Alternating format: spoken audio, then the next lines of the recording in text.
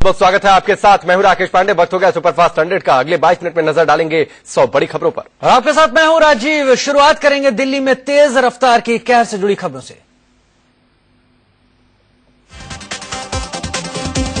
दिल्ली में देर रात रफ्तार का कहर देखने को मिला, जहां तेज रफ्तार ऑडी कार ने एक ऑटो को टक्कर मार दी। हादसा दिल्ली के सुभाष नगर रेड लाइट पर हुआ। चश्मदीदों के मुताबिक ऑडी कार की रफ्तार 80 से 100 किलोमीटर प्रति घंटे के बीच थी। इस जोरदार टक्कर में ऑटो का ड्राइवर गंभीर रूप से घायल हो गया, जिसे पास के ही अस्पताल में भर्ती कराया गया। टक्कर मारने के बाद ऑडी कार का ड्राइवर गाड़ी छोड़कर फरार हो गया। फिलहाल पुलिस ऑडी कार को कब्जे में लेकर मामले की जांच कर रही है। दिल्ली में देर रात हादसे की दर्दनाक और दिल दहला देने वाली तस्वीर सामने आई। एक तेज रफ्तार वैगनार मारुति स्विफ्ट से जा टकराई। हादसे में 2 लड़कों विशाल और उज्जवल की मौत हो गई। दोनों लड़के वैगनार में सवार थे। यह हादसा मयूर विहार इलाके में हुआ। हादसे की तस्वीर देखकर आप अंदाजा लगा सकते हैं कि टक्कर कितनी जोरदार थी। वैगनार के परखच्चे उड़ गए। टक्कर के बाद गाड़ी डिवाइडर पर जा चढ़ी। पूरी गाड़ी पर खून के छींटे पसर गए। वैगनार में विशाल और उज्जवल के साथ 6 लोग सवार थे। सभी नोएडा से दिल्ली के मधु विहार जा रहे थे। मयूर विहार मेट्रो स्टेशन के पास इनकी गाड़ी स्विफ्ट कार से टकरा गई। स्विफ्ट में सवार तीनों लड़के बाल बाल बच गए। बताया जा रहा है कि वैगनार को किसी ट्रक ने पीछे से टक्कर मारी थी। हादसे की खबर मिलते ही पुलिस मौके पर पहुंच गई। दोनों को अस्पताल पहुंचाया गया, लेकिन उनकी मौत हो चुकी थी। विशाल अपने घर में इकलौता बेटा था। फिलहाल पुलिस चश्मदीदों के बताए ट्रक की तलाश करने में जुटी। दिल्ली वालों को नई मेट्रो लाइन का तोहफा मिलने वाला है। आज से केंद्रीय सचिवालय और मंडी हाउस के बीच सीधी मेट्रो सर्विस शुरू होगी। केंद्रीय शहरी विकास मंत्री एम वेंकैया नायडू सुबह 9:30 बजे पहली ट्रेन को हरी झंडी दिखाकर रवाना करेंगे। इस नई लाइन के शुरू होने से लोग मंडी हाउस के स्टेशन पर ही ट्रेन बदलकर बदरपुर, नोएडा, वैशाली और द्वारका की ओर जा सकेंगे। पहले इंटरचेंज करने के लिए लोगों को राजीव चौक मेट्रो स्टेशन जाना होता था। केंद्रीय सचिवालय से मंडी हाउस मेट्रो स्टेशन का अंडरग्राउंड रूट 3 किलोमीटर का होगा। इस रूट पर 2 नए स्टेशन बने हैं। कमिश्नर मेट्रो रेल सेफ्टी ने इस सेक्शन को ग्रीन सिग्नल दे दिया है। यूजीसी ने दिल्ली यूनिवर्सिटी के लिए नया निर्देश जारी करते हुए आज से एडमिशन प्रोसेस शुरू करने को कहा है। साथ ही 4 साल के ग्रेजुएशन प्रोग्राम को वापस लेने के लिए भी कहा गया है। हालांकि अभी यूजीसी के इस निर्देश पर ड्यू की ओर से कोई प्रतिक्रिया नहीं आई है। 4 साल के ग्रेजुएशन को लेकर मचे बवाल के बीच एडमिशन में हो रही देरी से अब छात्रों का सब्र जवाब देने लगा है। एबीवीपी के छात्रों ने मशाल जुलूस निकालकर एडमिशन जल्द शुरू करने की मांग की। उधर आयशा ने भी दिल्ली विश्वविद्यालय कैंपस में जमकर प्रदर्शन किया और कुलपति दिनेश सिंह के इस्तीफे की मांग की। आयशा के सदस्यों ने कुलपति का पुतला भी फूंका। 4 साल के कोर्स के समर्थन में बीटेक के छात्रों ने यूजीसी के खिलाफ प्रदर्शन किया। बीटेक के छात्र 3 साल के डिग्री कोर्स का विरोध कर रहे हैं। यूजीसी ऑफिस के बाहर पोस्टर लेकर बीटेक के स्टूडेंट्स ने नारेबाजी की। इधर दिल्ली विश्वविद्यालय और यूजीसी के बीच छिड़े विवाद पर मानव संसाधन विकास मंत्री स्मृति ईरानी ने एक बार फिर कुछ भी बोलने से इनकार कर दिया। उन्होंने पल्ला झाड़ते हुए कहा कि मुझे इस बारे में कोई जानकारी नहीं। भाई साहब, मैं जो जानकारी मेरे पास है नहीं उस पर टिप्पणी नहीं कर सकती। दिल्ली यूनिवर्सिटी के कोर्स विवाद पर दिल्ली हाईकोर्ट ने जल्द सुनवाई करने से इनकार कर दिया है। कोर्ट में 4 साल के ग्रेजुएशन कोर्स के खिलाफ समर्थन में 2 अलग अलग याचिकाएं दाखिल की गई थी। मामले की सुनवाई 1 जुलाई को होगी। डीयू के मौजूदा कोर्स के खिलाफ याचिका उन छात्रों की तरफ से लगाई गई थी जो पिछले साल 4 साल के ग्रेजुएशन कोर्स में दाखिला ले चुके हैं। हाईकोर्ट ने मामले को गंभीर बताया, लेकिन कहा कि सुनवाई 1 जुलाई से पहले नहीं की जाएगी। मोदी सरकार के 30 दिन पूरे हो गए हैं। 30 दिनों के शासनकाल में मोदी सरकार के कुछ फैसलों की जमकर तारीफ हुई। इनमें मोदी का छोटा मंत्रिमंडल शामिल है। मंत्रियों के लिए मोदी ने जो सख्त गाइडलाइन जारी की उसकी भी काफी सराहना हुई। यूपीए सरकार की कई नीतियों और फैसलों को भी मोदी सरकार ने बदलकर सराहना बटोरी। अधिकार प्राप्त करीब दर्जन भर मंत्रियों के मंत्री समूह को भंग कर दिया गया। इसका मकसद रुके हुए कामों में तेजी लाना है। कालाधन वापसी के लिए भी सरकार ने एसआईटी का गठन किया। अपनी विदेश नीति को लेकर भी मोदी सरकार चर्चा में रही। शपथ ग्रहण समारोह में पाकिस्तान समेत सार्क के राष्ट्राध्यक्षों को बुलाने के फैसले की खूब तारीफ हुई। खासतौर पर पाकिस्तान के पीएम के साथ मुलाकात ने न सिर्फ राष्ट्रीय बल्कि अंतर्राष्ट्रीय सुर्खियां भी बटोरी। मोदी ने मंत्रियों और सांसदों के लिए सख्त गाइडलाइन जारी कर तारीफ बटोरी। मंत्रियों और सांसदों के पैर छूने से बचने की हिदायत दी गई। वहीं सांसदों को रिश्तेदारों को अपने स्टाफ में जगह न देने के निर्देश दिए गए। खर्चों की कटौती को लेकर सरकार ने फरमान जारी किया कि मंत्री नई कार न खरीदे। सभी मंत्रालयों को बड़े फैसलों के लिए समय सीमा तय कर दी गई, जो मोदी सरकार के शासन का बड़ा फैसला माना जा रहा है। मोदी सरकार ने ऑटो उद्योग को एक्साइज ड्यूटी में छूट को जारी रखने का फैसला किया है। मोदी सरकार का एक और बड़ा फैसला रहा सरकारी कामकाज और सोशल मीडिया में राष्ट्रभाषा के प्रयोग का। 30 दिन पूरे होने पर मोदी सरकार ने जितनी तारीफ नहीं बटोरी उससे ज्यादा महंगाई और रेल किराया बढ़ोतरी को लेकर घिर गई। विरोध के बाद मोदी सरकार ने आंशिक तौर पर किराए में कमी की।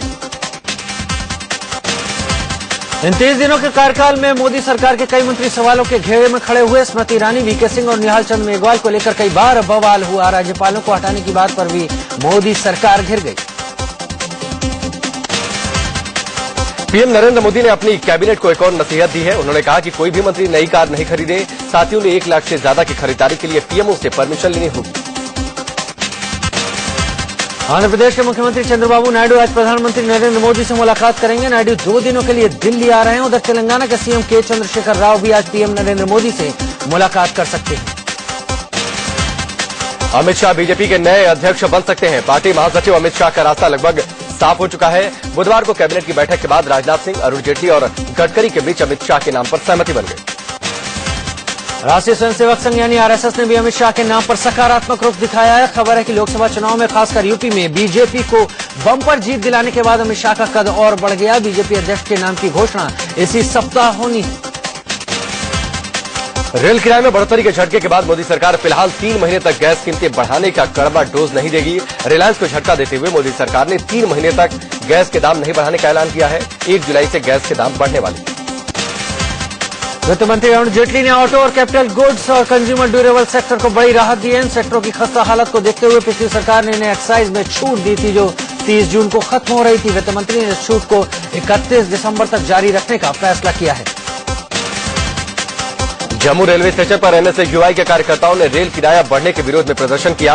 कार्यकर्ताओं ने स्वराज एक्सप्रेस के इंजन पर चढ़कर नारेबाजी की। साथ ही बढ़ा किराया वापस लेने की मांग की। चेन्नई में भी democratic youth federation of India ने बढ़े हुए रेल किराए को लेकर प्रदर्शन किया। कार्यकर्ताओं ने रेल के इंजन पर चढ़कर मोदी सरकार के खिलाफ नारेबाजी करते हुए बढ़ा किराया वापस लेने की मांग की। महाराष्ट्र के नागपुर में भी एनसीपी के कार्यकर्ताओं ने बढ़े रेल किराए को लेकर प्रदर्शन किया। एनसीपी कार्यकर्ताओं ने सरकार के खिलाफ नारेबाजी कर बढ़ोतरी को वापस लेने की मांग की। महाराष्ट्र के पुणे में कांग्रेस कार्यकर्ताओं ने रेल रोक कर बढ़े रेल किराए के खिलाफ प्रदर्शन किया। कार्यकर्ताओं ने स्टेशन पर खड़ी ट्रेनों पर चढ़कर नारेबाजी की।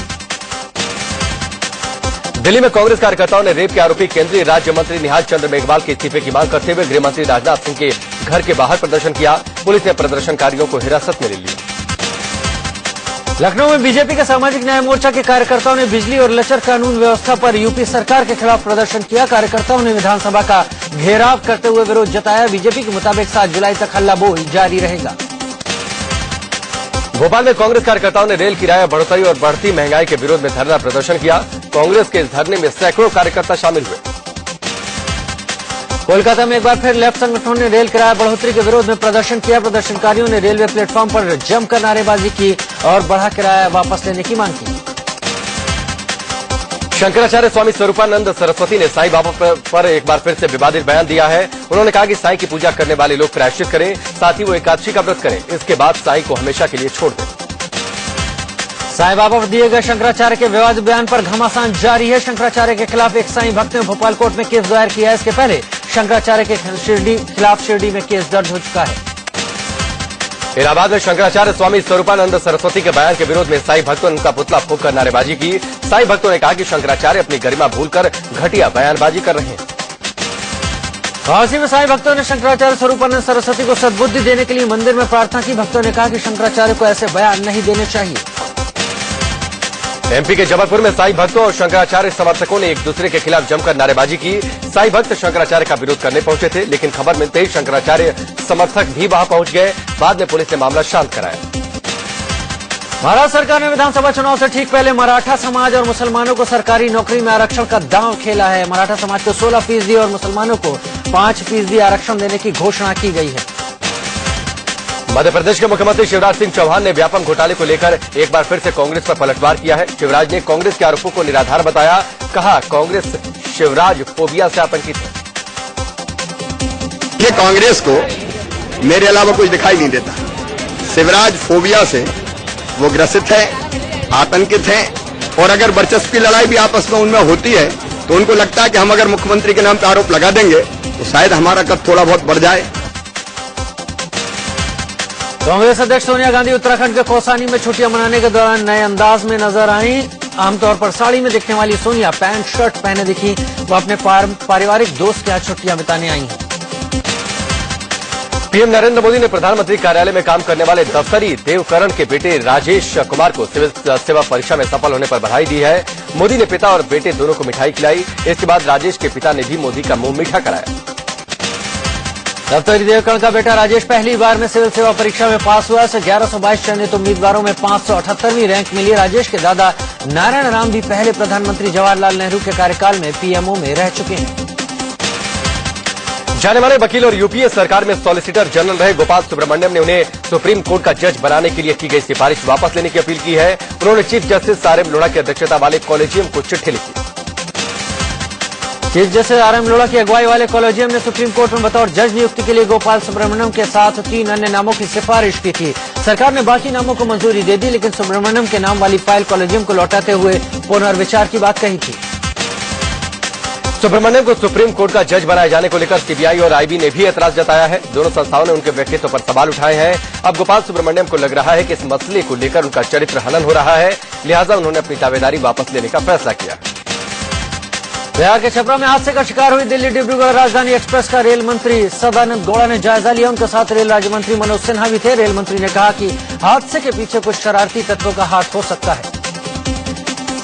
I heard that there are something which has gone wrong, and really in another accident where really some mischief has been created by some of the activists of this area.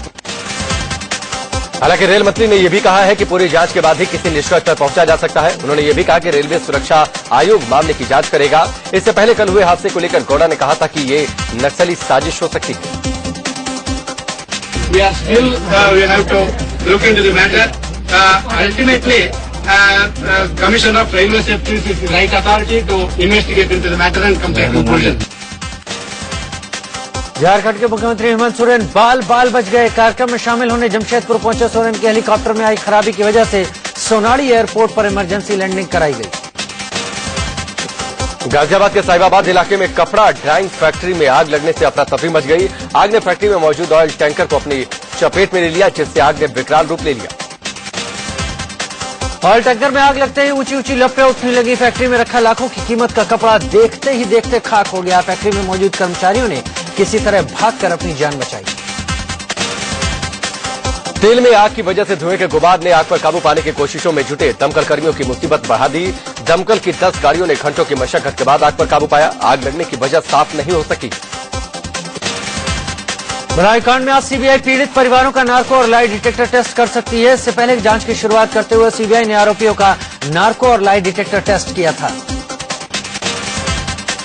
Himachal high court ने मंडी में हुए ब्यास नदी हादसे की जांच की निगरानी खुद करने का फैसला किया है। कोर्ट ने एफआईआर में इस हादसे से संबंधित सभी विभागों, अधिकारियों और कॉलेज प्रबंधन सहित ट्रैवल कंपनी को पार्टी बनाने का आदेश दिया है। हाईकोर्ट ने मुख्य सचिव बिजली बोर्ड और एसपी मंडी से लारजी डैम हादसे को लेकर की गई अब तक की कार्रवाई की स्टेटस रिपोर्ट भी तलब की है। हाईकोर्ट ने बिजली बोर्ड और कॉलेज प्रबंधन को पीड़ित परिवारों को 2.5 लाख रुपए देने का आदेश भी दिया है।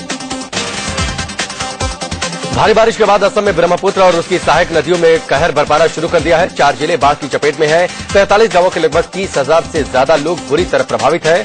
बाढ़ प्रभावितों को सुरक्षित जगह पहुंचाया जा रहा है। हेमकुंड साहिब और बद्रीनाथ धाम की यात्रा कर लौट रहे 4 श्रद्धालु चमोली जिले में बालखिला नदी का जलस्तर बढ़ने से बीच नदी में फंस गए। ये लोग नदी किनारे खाना बना रहे थे। उसी दौरान बारिश के चलते नदी का जलस्तर बढ़ गया और सभी लोग नदी की तेज धार के बीच फंस गए। नदी में 4 लोगों के फंसे होने की खबर पाकर स्थानीय प्रशासन ने तुरंत राहत और बचाव का काम शुरू कर दिया। 3 लोगों को तो सकुशल बाहर निकाल लिया गया, लेकिन दिल्ली निवासी एक श्रद्धालु को नहीं बचाया जा सका। वो नदी की तेज धार में बह गया।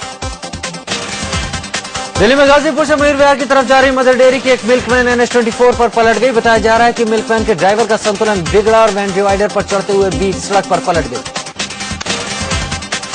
NH24 पर मिल्क वैन पलटने से हजारों लीटर दूध बीच सड़क पर फैल गया। छोटे छोटे बच्चे हाथों में बोतल और गिलास लिए मौके पर पहुंच गए और सड़क पर बहता दूध बोतलों में भरने लगे। दूध बटोरने का ये सिलसिला घंटों तक चला। मध्य प्रदेश के शिवपुरी में एक जीप और ट्रक के बीच हुई भीषण टक्कर में 7 लोगों की मौत हो गई, जबकि 6 लोग घायल हो गए। कार में सवार लोग नरवर इलाके में लोहड़ी माता मंदिर से दर्शन करने जा रहे थे। मुंबई के ठाणे में पुलिस ने एक बंगले में छापेमारी कर अश्लील पार्टी में शामिल 14 लड़कियों समेत 29 लोगों को गिरफ्तार किया है।